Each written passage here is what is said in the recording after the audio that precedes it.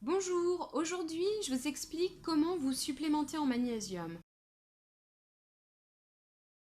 On a vu dans une précédente vidéo les rôles du magnésium, on sait qu'il a plus de 300 fonctions, on a vu les signes de déficit en magnésium, on sait aussi, je vous ai dit, que plus on est stressé, plus on a besoin de magnésium, mais plus aussi on l'élimine et donc moins on en a.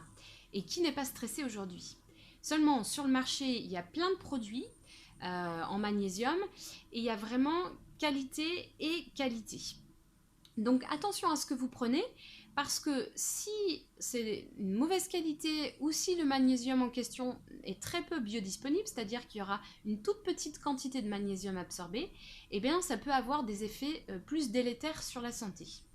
Donc là encore une fois, il va falloir retourner la boîte et lire la petite étiquette pour un petit peu s'y retrouver. Alors, il y a plein de formes différentes. Des oxydes, des lactates, des citrates, des chlorures, des bisglycinates, etc. Il y en a d'autres.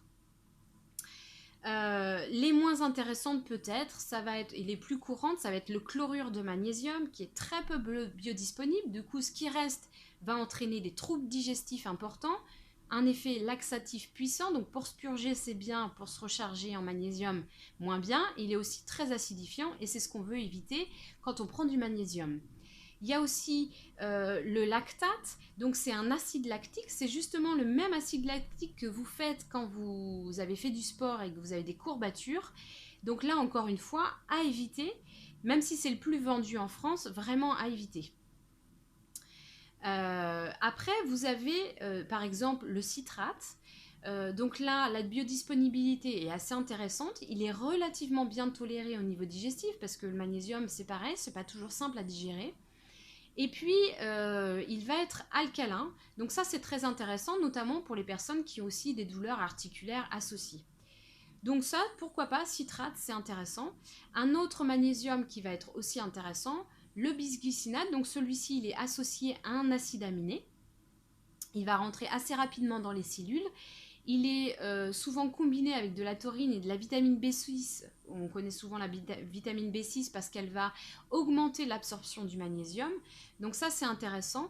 Si tant est qu'il est bien dosé, il faut au moins 300 mg pour un adulte de magnésium par jour. Donc citrate, bisglycinate, ok, les autres, attention. Attention aussi, lorsque vous retournez l'étiquette, aux excipients. Il y a souvent du lactose, il y a aussi souvent des dioxydes de titane, et ça, c'est vraiment, on le sait aujourd'hui, très controversé en matière de santé. Donc voilà, une recharge en magnésium, c'est très important. Le faire régulièrement si vous êtes stressé et que vous en avez besoin.